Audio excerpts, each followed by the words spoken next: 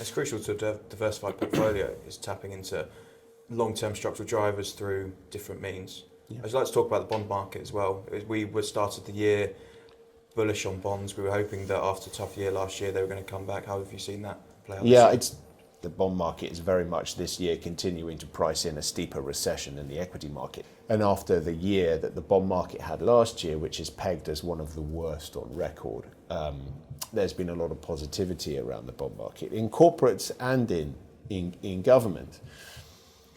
And whilst the first half of the year you've maybe not seen that capture, you've not seen the bond market pick up, there's still a phenomenal amount of opportunity in the bond market. You've still got, US government debt, which is some of the most secure investments in the world, that's still trading at a discount. And I think that's a great protective investment. I think as we move into the second half of the year, the potential for a slowdown is definitely there. Government bonds, especially US government bonds, have always been a really great store of value as a safe haven. Absolutely. And with it being at a further discount from last year, which was one of the worst years on record, you can see people jumping back into that market to protect their portfolios. I'm already seeing that at the shorter end of the curve. 1 to 3 year treasuries yielding 5% at the moment. Very safe assets yielding 4.7%. So we've added those to the portfolio as well. We're actively trying to get a strong yield, risk-free yield on these investments. It's a fantastic opportunity in the bond market space. But the underlying investments within the bond market, whether you're looking at short duration, 1 year bonds, 2 year government bonds, whether you're looking at the fixed income bonds of Rolls-Royce, of other massive companies that are still trading at levels you've not seen for a very long time. And if this market starts to rally, you may never see again.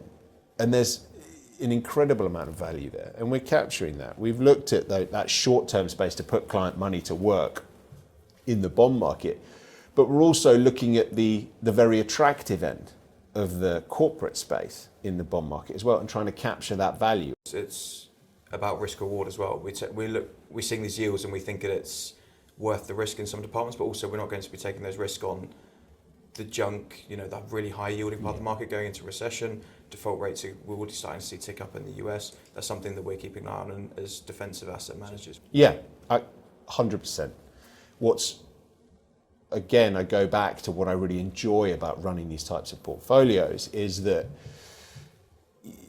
you can take the calculated risks that really benefit the client, and you can remove yourself from opportunities that might on face value seem really good today, but over the longer term maybe don't make so much sense. For us, the high yield space, so the more junk company space in the bond market, has done really well this year. So we have some of our competitors saying it's been a really great space for us to be invested, and that might be the case, but looking forwards, it doesn't seem to me to be a good place to put our clients' capital. So we've kind of steered clear of that.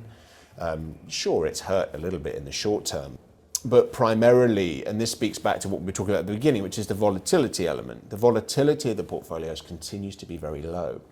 And despite the fact that the market continues to rally, we're not going to move away from what we're very good at, which is consistently running low volatility portfolios. And how you deliver that is key to staying away from the flashpoints. And one piece of the puzzle, as you could say, of having a low volatility portfolio is our alternatives bucket. We've got a position in there which is derivatives based, which basically we've been doing the research of late. It's basically inversely correlated, moves negatively to the equity market.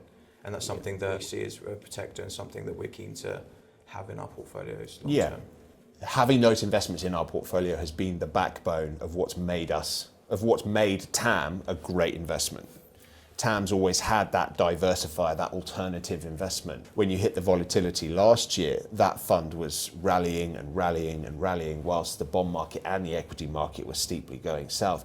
So, in times when markets are going up and things are good, it on face value doesn't look like a right investment to own.